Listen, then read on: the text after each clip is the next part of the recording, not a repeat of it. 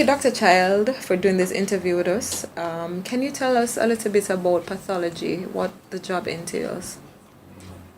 Surgical pathology basically is a hospital-based practice. It's not a specialty exposed to the public as such.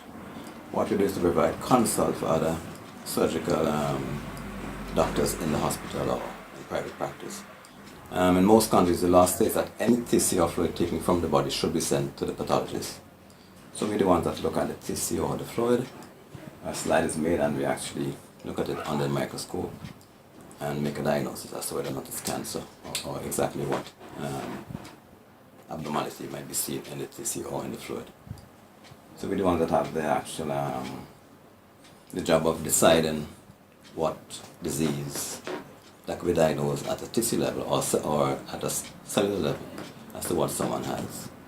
Okay, we've been looking at cancer prevention, and can you tell me, in your job as pathologist, what are the most frequent cancers that you see?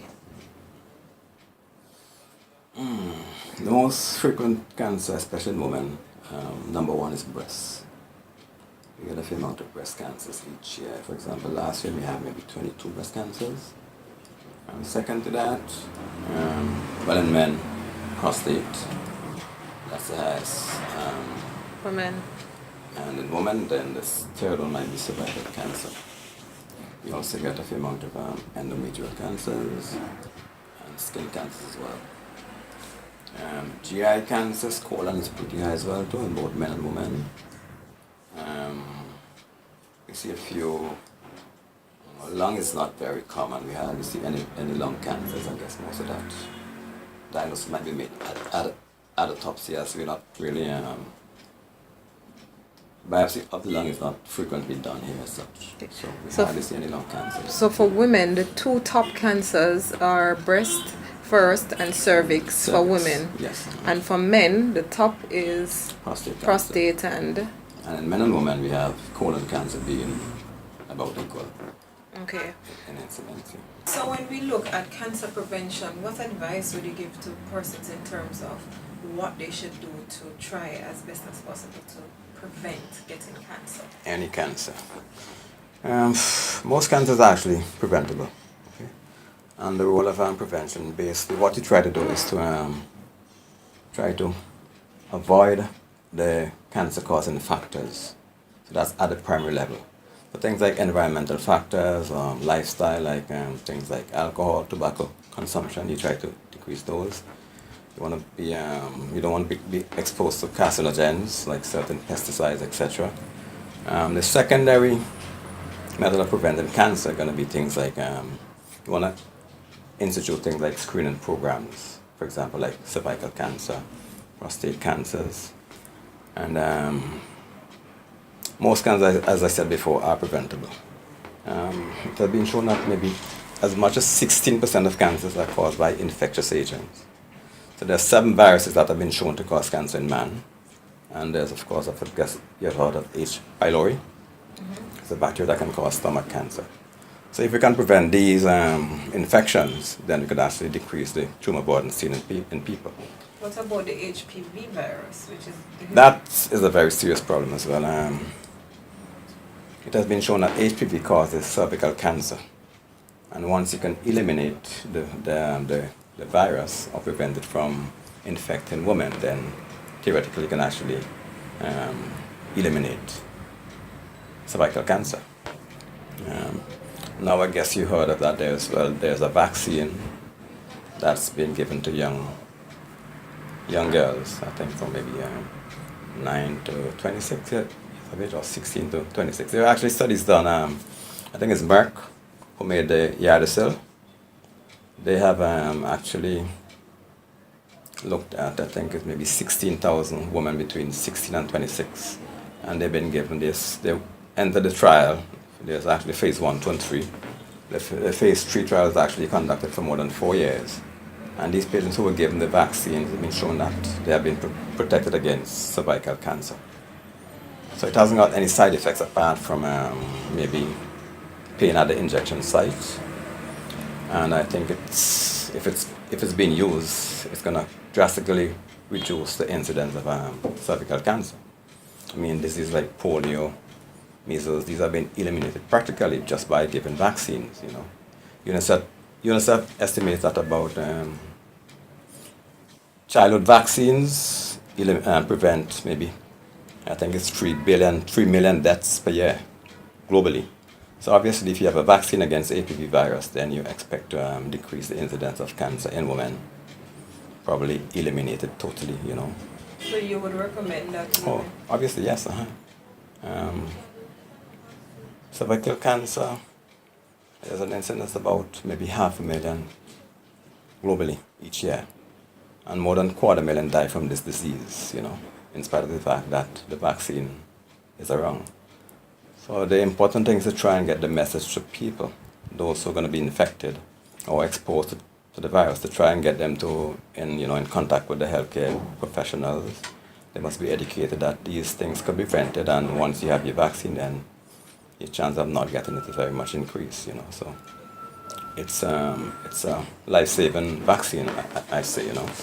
In terms of the context of cervical cancer in St. Vincent, maybe if persons understand how it relates to them locally, then it could probably jerk them into wanting to get the vaccine.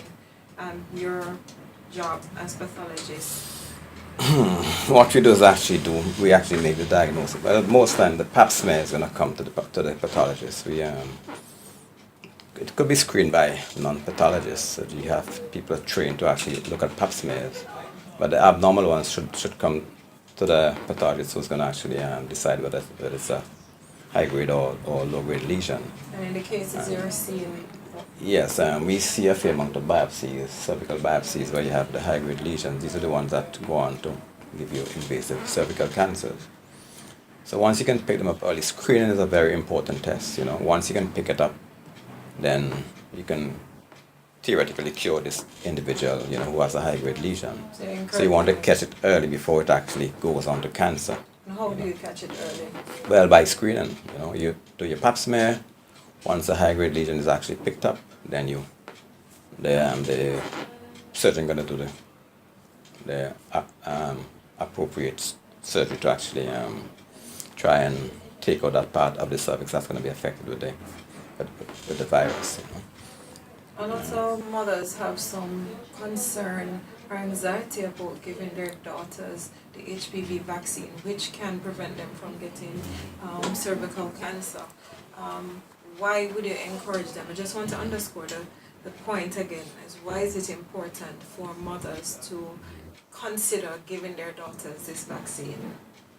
Well, before you go to school children, they must have the anti-polio, the MMR, and these things prevent diseases.